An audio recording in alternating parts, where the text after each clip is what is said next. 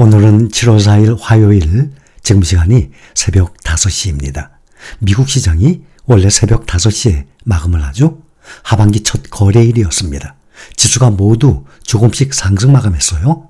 내일은 독립기념일 연휴로 금융시장이 휴장을 합니다. 오늘은 연휴를 앞두고 평소보다 3시간 이른 미국 시간 오후 1시에 조기 폐장을 했습니다.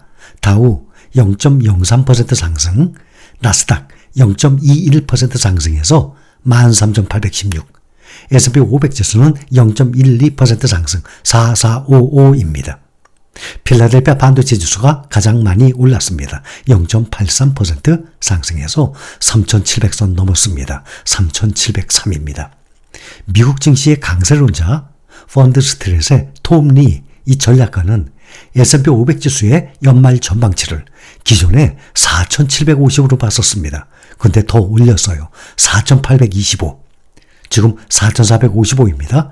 오늘 현재 4,455보다 약 8.3% 더 상승한다는 것입니다. 지금 상반기 동안에 16% 상승했습니다.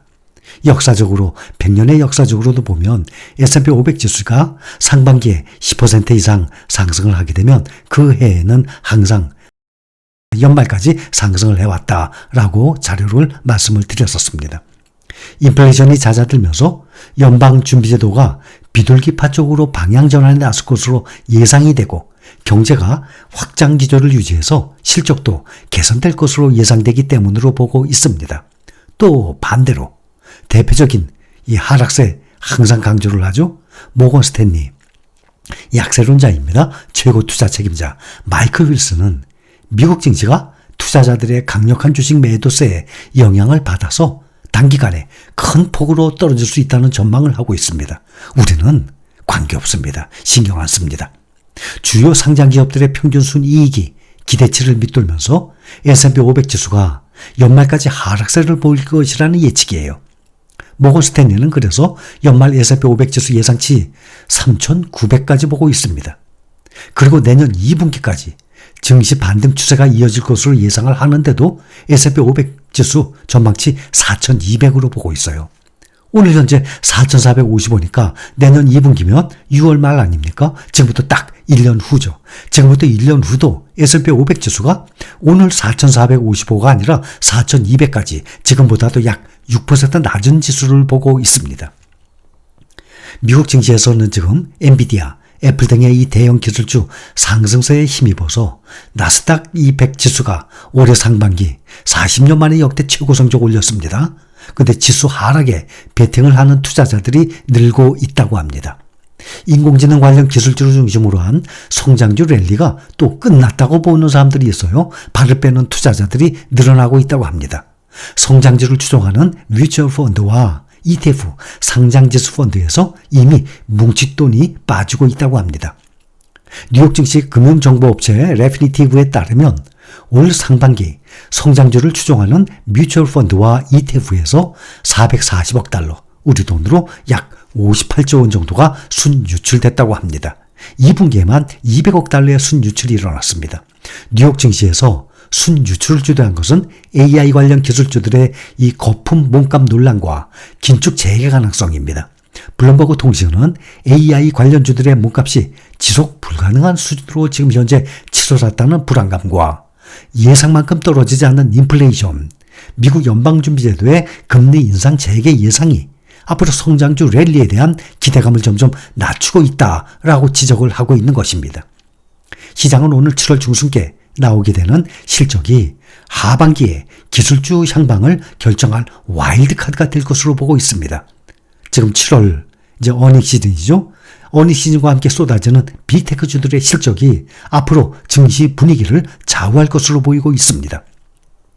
7월 25일 알파벳과 마이크로소프트 시작으로 26일에는 메타, 또 반도체 퀄컴, 27일 애플, 아마존, 인텔 등의 이 빅테크들이 일제히 올 2분기 실적을 발표합니다. 인플레이션 등의 이 거시경제 위기와 또 수요 급감 속에서도 1분기 애플과 아마존은 시장 예상을 웃도는 깜짝 실적을 올렸었습니다. 메타는 3개분기 연속 매출 감소 흐름을 깨는 호실적을 내면서 빅테크주들의 실적 회복기가 본격화될 것으로 한 전망으로 이어졌었습니다. 1분기에 말이죠.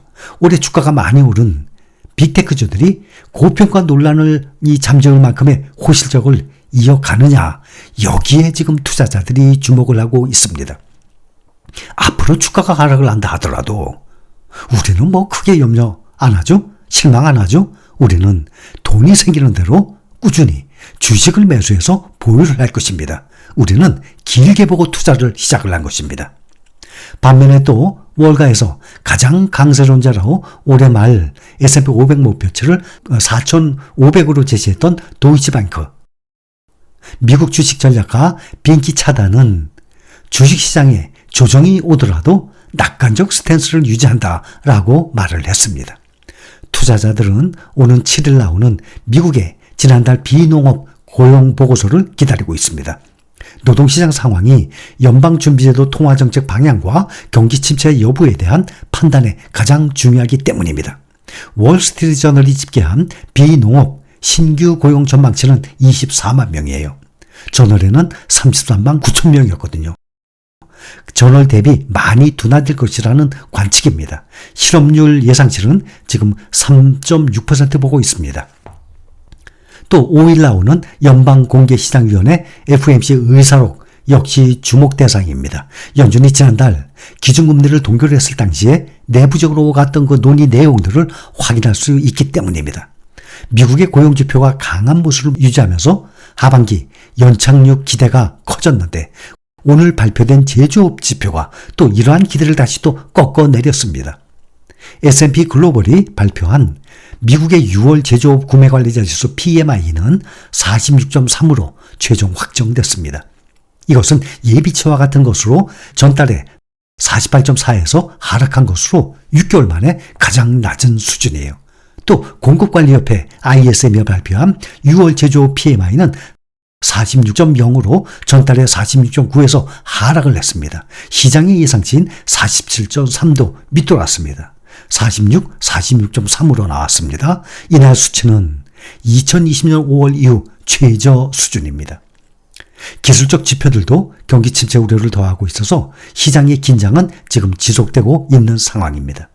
최근 경제 지표들이 잇따라 호조를 보이면서 연착륙 기대감이 커졌었는데 제조업 PMI는 이와 정반대 결과가 나온 셈입니다.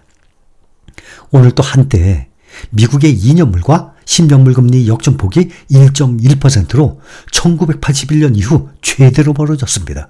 1981년 그러면 42년만 아닙니까? 장기금리가 단기금리를 밑도는 수익률 역전은 채권시장에서 경기 침체의 신호로 해석을 해오고 있거든요. 또 제닛 옐런 미국 재무장관이 오는 6일에서 9일 베이징을 방문한다는 소식도 나왔습니다.